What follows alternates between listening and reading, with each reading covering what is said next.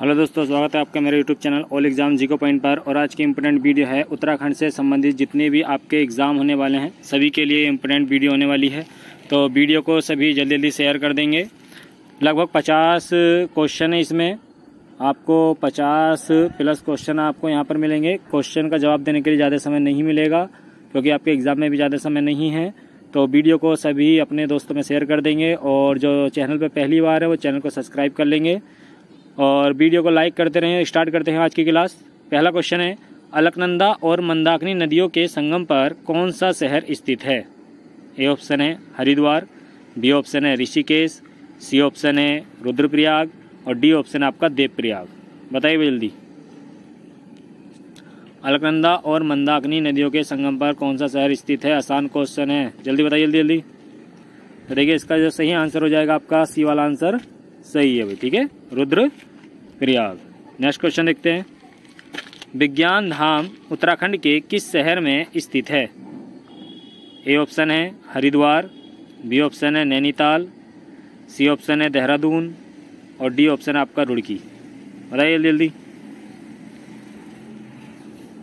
विज्ञान धाम उत्तराखंड के किस शहर में स्थित है? तो देखिए इसका जो सही आंसर हो जाएगा देहरादून, ठीक है, इसका सही आंसर है आपका देहरादून। नेक्स्ट क्वेश्चन देखते हैं, बच्चों द्वारा घुघुती नृत्य किया जाता है। बच्चों द्वारा घुघुती नृत्य किया जाता है। ए ऑप्शन है कुमाऊं क्षेत्र में, बी ऑप्शन है जौनसारी क्षेत्र में, सी ऑप्शन है गढ़वाल क्षेत्र में और डी ऑप्शन है आपका भोटिया क्षेत्र में। बताइए जल्दी जल्दी जल्दी जवाब दीजिए। देखिए इसका जो सही आंसर है आपका गढ़वाल क्षेत्र में, सी वाला आंसर सही है। कभी कभी कुमाऊं क्षेत्र में मिल जाता है लेकिन मुख्यतः क्या है गढ़वाल क्षेत्र का भी। नेक्स्ट क्वेश्चन देखते हैं, उत्तराखंड में भाकार शब्द का प्रयोग होता है।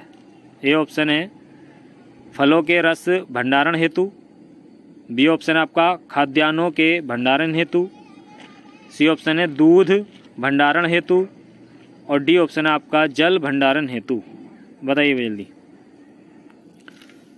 देखिए इस शब्द को अंडरलाइन कर लेंगे, इंपॉर्टेंट क्वेश्चन है, कई बार एग्जाम में आ चुका है ये। बताइए जल्दी।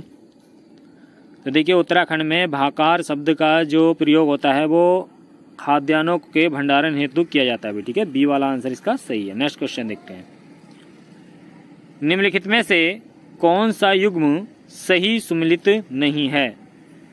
ए ऑप्शन है श्रीनगर, अजयपाल।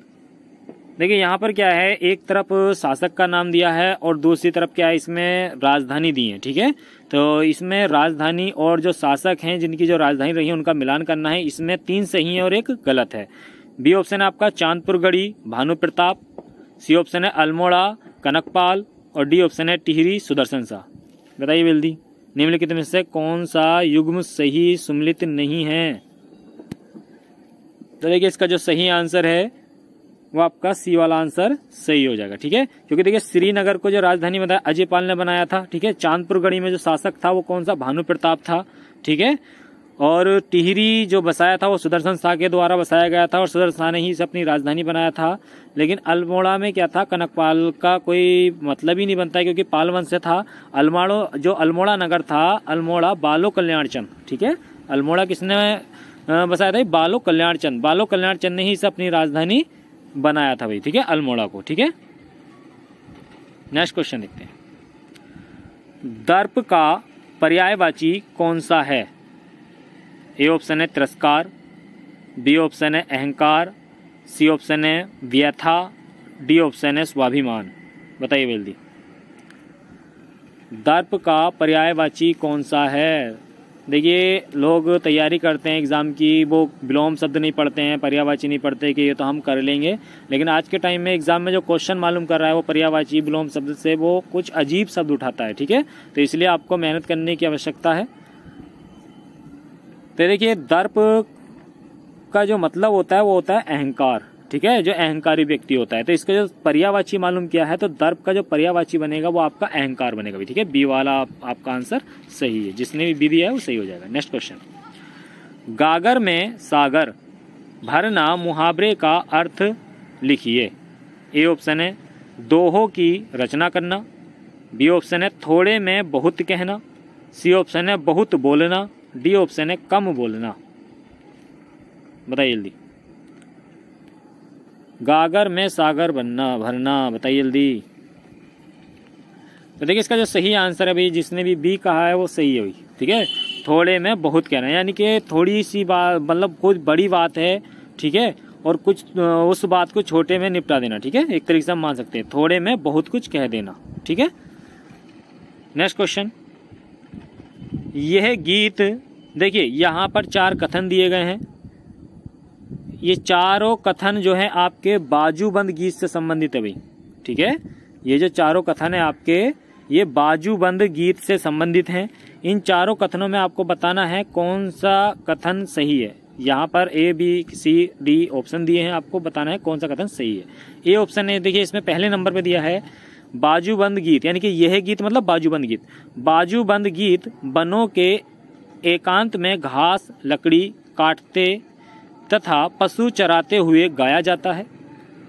बी ऑप्शन है आपका बाजूबंद व्यक्तिक रूप से गाया जाता है। सी ऑप्शन है यह प्रणीय गीत है। और डी ऑप्शन है आपका, सॉरी 4 नंबर पे आपका बाजूबंद गीत तुकांत होते हैं। बताइए जल्दी, इनमें कौन सा सही है। तो देखिए इसका जो सही आंसर है आपका डी वाला आंसर सही हो जाएगा भाई, ठीक है। कौन सा आंसर सही हो जाएगा इसका, डी वाला आंसर सही है। इसके चारों कथन ही सही हो जाएंगे भाई। नेक्स्ट क्वेश्चन देखते हैं,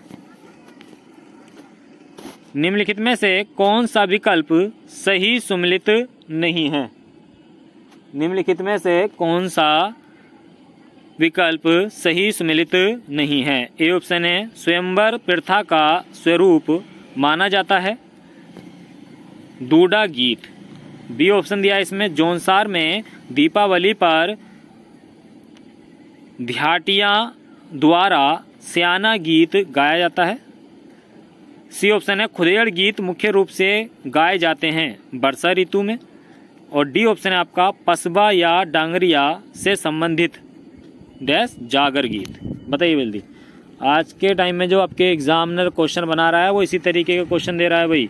4 कथन दिए हैं इनमें, और इन कथनों में आपको बताना है किसे क्या कहा जाता है, जिसमें से एक गलत है 3 सही है। तो देखिए इसका जो सही आंसर हो जाएगा, इसका डी सी वाला आंसर सही है भाई। खुदेड़ गीत मुख्य रूप से गाया जाता है। ये वर्षा ऋतु का गीत नहीं है भाई, ठीक है। ये चैत्र माह में गाया जाता है खुदेड़ गीत, ठीक है। तो ये वर्षा ऋतु का गीत नहीं है, तो इसका सी वाला आंसर सही हो जाएगा। बाकी आपके सब सही है। स्वयंवर प्रथा का जो स्वरूप माना जाता है उसे क्या बोलते हैं हम, दूडा गीत बोलते हैं, ठीक है। जौनसार में दीपावली पर धियाटियां द्वारा क्या गाया जाता है, स्याना गीत गाया जाता है भाई, ठीक है। और पसवा या डंगरिया से संबंधित क्या है, जागर गीत बोलते हैं इसे हम। नेक्स्ट क्वेश्चन, जोहार भोट के लोग किस प्रकार के गीतों को 100 गुना कहते हैं। ए ऑप्शन है कुलाचार, बी ऑप्शन है सकुनाखर, सी ऑप्शन है खुदेड़ गीत, और डी ऑप्शन है पवाड़ा। बताइए जल्दी भाई। वीडियो को अभी तक जिसने शेयर नहीं किया है वो अपने दोस्तों में शेयर कर दें, और जो चैनल पर पहली बार हो चैनल को सब्सक्राइब कर लें। आपका जो वीडियो का, पटवारी का, लेखपाल का एग्ज़ाम होने वाला है, और भी जो उत्तराखंड के एग्ज़ाम होने वाले हैं उसमें इसी तरीके के क्वेश्चन एग्ज़ाम में बन रहे हैं, तो अच्छे से मेहनत करनी है आपको। जल्दी जल्दी जवाब दीजिए। देखिए इसका जो सही आंसर हो जाएगा आपका, वो बी वाला आंसर सही है, सकुनाखर। देखिए 100 गुना से स्टार्ट है और सकुनाखर भी से स्टार्ट है, तो 100 गुना सकुनाखर, ठीक है।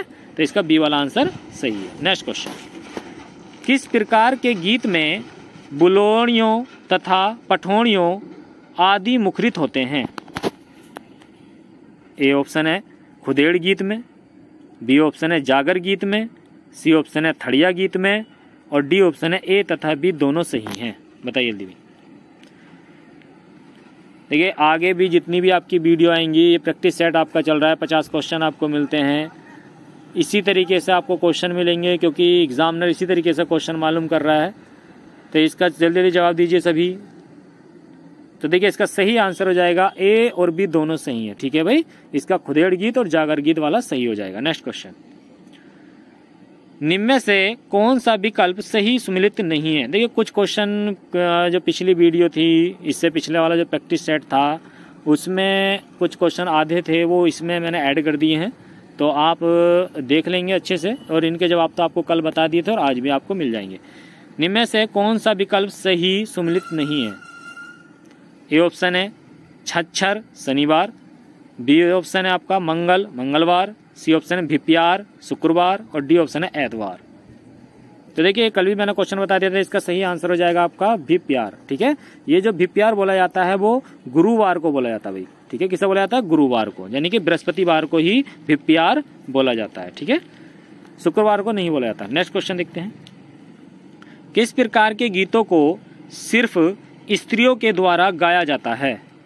ए ऑप्शन है आपका, देखिए यहाँ पर गीत दिए हैं 4, फाग, सयाना, थड़िया, चांचरी गीत। बताइए जल्दी भाई, किस प्रकार के गीतों को सिर्फ स्त्रियों के द्वारा गाया जाता है? तो देखिए इसका सही आंसर हो जाएगा वो आपका बी वाला आंसर सही है। ठीक है, फाग, सयाना और चांचरी, वो सॉरी थड़िया, चांचरी नहीं है, चांचरी में दोनों आते हैं भाई। ठीक है, तो फाग, सयाना और थड़िया ये इसमें स्त्री द्वारा गाया जाता है भाई। ठीक है, नेक्स्ट क्वेश्चन देखते हैं। शुद्ध वर्तनी का चयन कीजिए भाई। देखिए इंपॉर्टेंट क्वेश्चन है भाई, शुद्ध वर्तनी का चयन कीजिए। ये महत्वाकांक्षा लिखा गया है, इसमें से बताना है कौन सा वाला सही है। जल्दी जल्दी जवाब दीजिए भाई। तो देखिए इसका जो सही आंसर है, जिसका सी है वो सही है भाई। ठीक है, महत्वाकांक्षा में डबल तय बनते हैं भाई। ठीक है, महत्वाकांक्षा में कितने तय बनते हैं? 2 तय बनते हैं, और वो भी दोनों आधे होते हैं। ठीक है, महत्वाकांक्षा, तो सी वाला आंसर सही है। Next question. भारत के किस क्षेत्र को भारत का चावल का कटोरा कहा जाता है? बताइए भाई जल्दी। भारत के किस क्षेत्र को भारत का चावल का कटोरा कहा जाता है? ए ऑप्शन है सिंधु गंगा का मैदान, बी ऑप्शन है कृष्णा गोदावरी डेल्टा क्षेत्र, सी ऑप्शन है आपका उत्तर पूर्व क्षेत्र, और डी ऑप्शन है केरल और तमिलनाडु वाला क्षेत्र। बताओ जल्दी भाई। वीडियो को जल्दी जल्दी शेयर कर दें भाई, और जल्दी जल्दी जवाब दीजिए। तो देखिए इसका सही आंसर है आपका बी वाला भाई। ठीक है, कृष्णा गोदावरी डेल्टा क्षेत्र को ही क्या कहा जाता है? भारत का चावल का कटोरा कहा जाता है। ठीक है भाई, नेक्स्ट क्वेश्चन देखते हैं। क्वेश्चन है, निम्नलिखित शब्दों में से तत्सम शब्द कौन सा है? तत्सम बताना भाई बहुत आसान क्वेश्चन है। जब आप क्लास में पढ़ रहे थे उसमें क्लास में आपको सबको बताया गया था। ठीक है, तत्सम की पहचान बताई गई थी, बस वही पहचान आपको यहाँ देखनी है। बताइए जल्दी। जत्था, तपसी, थोड़ा, अग्नि, कौन सा तत्सम शब्द है इसमें? तो देखिए इसका जो सही आंसर है वो आपका डी वाला सही है भाई। अग्नि क्या है इसमें? तत्सम शब्द है, बाकी ऊपर जो है आपके वो तद्भव है। Next question. कर्क रेखा इनमें से किस भारतीय राज्य से नहीं गुजरती है? ए ऑप्शन है मध्य प्रदेश, बी ऑप्शन है पश्चिम बंगाल, सी ऑप्शन है राजस्थान, और डी ऑप्शन है आपका उड़ीसा। बताइए भाई।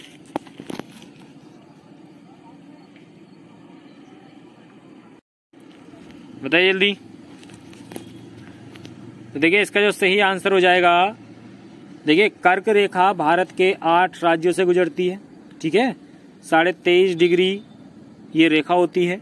ठीक है, जिसे 23.5 डिग्री अक्षांश रेखा बोलते हैं, और इसे ही हम क्या कहते हैं? कर्क रेखा बोलते हैं। कर्क रेखा भारत के 8 राज्यों से होकर गुजरती है।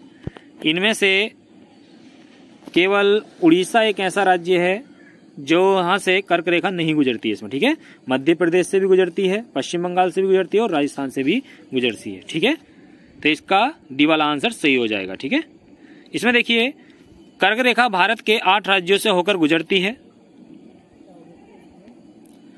जिसमें गुजरात, राजस्थान, मध्य प्रदेश, छत्तीसगढ़, झारखंड, पश्चिम बंगाल, त्रिपुरा और मिजोरम। ये क्रम से है राज्य, याद कर लेना। कभी कभी वो मालूम क्रम लगवा लेता है। ठीक है, आपका क्रम लगवा लेता, पूर्व से पश्चिम की तरफ को क्रम लगवा देगा, या पश्चिम से पूर्व की ओर क्रम लगवा देगा। ठीक है, तो अच्छे से क्वेश्चन याद कर लेना ये। नेक्स्ट क्वेश्चन देखते हैं। निम्नलिखित में से कौन सी एशियाई भाषा संयुक्त राष्ट्र की आधिकारिक भाषा है? आधिकारिक भाषा बतानी है भाई संयुक्त राष्ट्र की। बताइए जल्दी। यूएनओ से एक क्वेश्चन आपके एग्जाम में बन सकता है भाई, काफी टाइम से नहीं आया है, बताइए जल्दी। तो यूएनओ की, संयुक्त राष्ट्र संघ की जो आधिकारिक भाषा है कौन सी है? ए ऑप्शन है चीनी और जापानी, बी ऑप्शन है चीनी और हिंदी, सी ऑप्शन है जापानी और अरबी, और डी ऑप्शन है चीनी और अरबी। बताइए जल्दी भाई। तो निम्नलिखित में से कौन सी एशियाई भाषा भारतीय संयुक्त राष्ट्र की आधिकारिक भाषा है? तो इसका सही आंसर है डी वाला भी, ठीक है, चीनी और अरबी। ये क्या है? संयुक्त राष्ट्र की आधिकारिक भाषा। इसके अलावा 3 और भाषाएं भी हैं, ठीक है। नेक्स्ट क्वेश्चन, प्रतिदिन प्रकाशित होने वाली खबरें क्या कहलाती हैं? देखिए ये आपका पत्रकारिता से क्वेश्चन है, क्वेश्चन देख लेंगे एक बार, थोड़ा कम है इसमें, थोड़ा जूम कर देता हूं मैं। देखिए, प्रतिदिन प्रकाशित होने वाली खबरें क्या कहलाती हैं? ए ऑप्शन है आपका हार्ड न्यूज, बी ऑप्शन है सॉफ्ट न्यूज, सी ऑप्शन है फेक न्यूज, और डी ऑप्शन है डेली न्यूज। बताइए जल्दी जल्दी। प्रतिदिन प्रकाशित होने वाली खबरें क्या कहलाती हैं?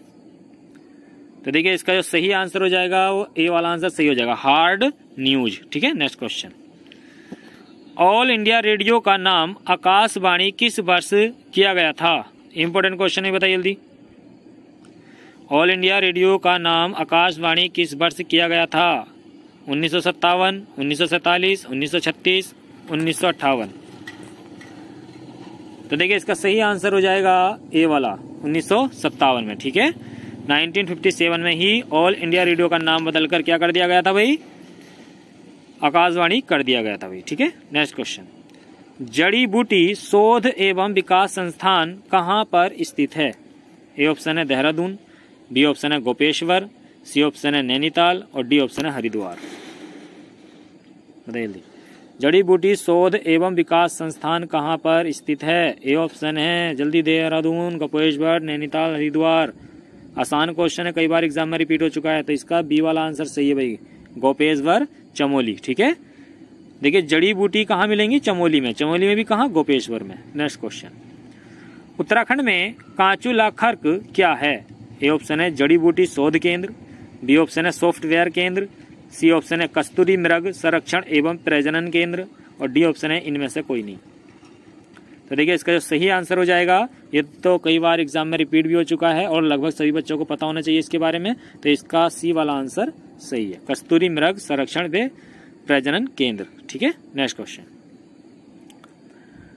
उत्तराखंड राज्य में राष्ट्रपति शासन कब लागू किया गया था? ए ऑप्शन है 20 मार्च 2016, बी ऑप्शन है आपका 25 मार्च 2015, सी ऑप्शन है 27 मार्च 2016, और डी ऑप्शन है 29 मार्च 2016।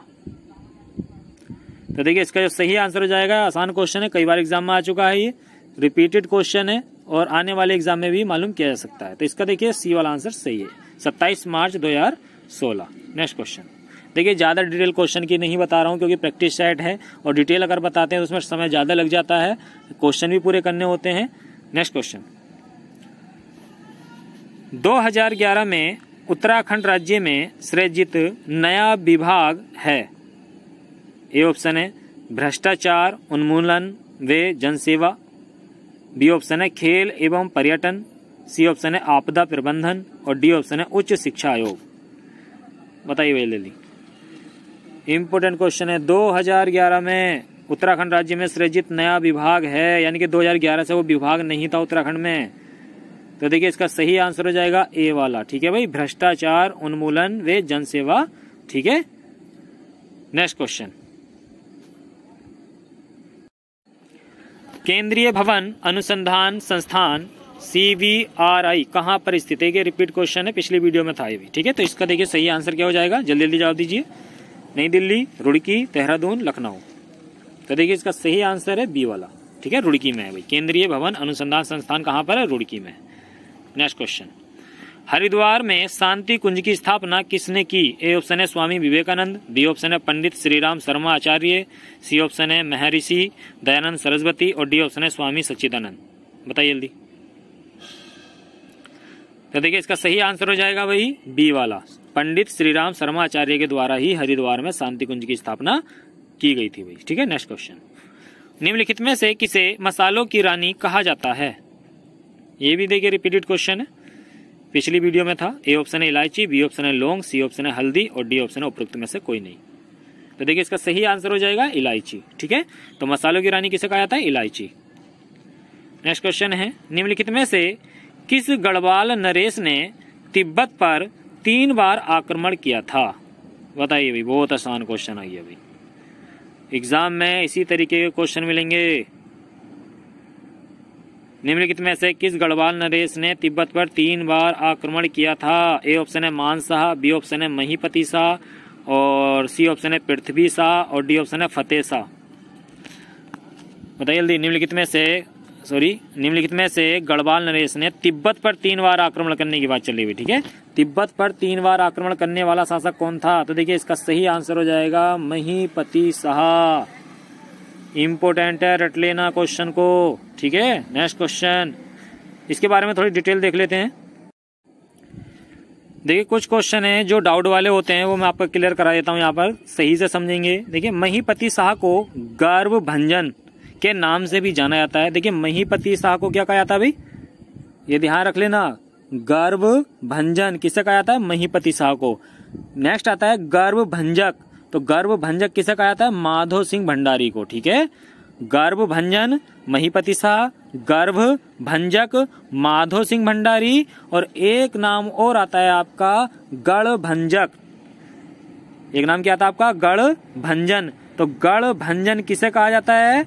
गढ़भंजन कहा जाता है मान शाह को भाई। ठीक है, गढ़भंजन मान शाह को कहा जाता है, इंपोर्टेंट है। ठीक है, मान शाह जिनका शासनकाल 1591 से 1611 तक रहा था। ठीक है, जीतू बगड़वाल मान शाह का समकालीन था। ये भी आता है भाई, जीतू बगड़वाल किसके समकालीन था? तो मान शाह के समकालीन था। ठीक है, जीतू को भोट का फौजदार भी कहा जाता है। जीतू बगड़वाल को क्या कहा जाता है? जीतू बगड़वाल को क्या जाता है? भोट का फौजदार भी नियुक्त किया गया था भाई। ठीक है, मान शाह ने ही जीतू को, यानी जीतू बगड़वाल को ही भोट का फौजदार नियुक्त किया गया था, इसीलिए जीतू बगड़वाल को ही भोट का फौजदार कहा जाता है भाई। ठीक है, तो याद रखेंगे, इंपोर्टेंट क्वेश्चन है। गर्भभंजन महीपति शाह, गर्भभंजक माधो सिंह भंडारी और गढ़भंजन मान शाह। ठीक है, नेक्स्ट क्वेश्चन देखते हैं।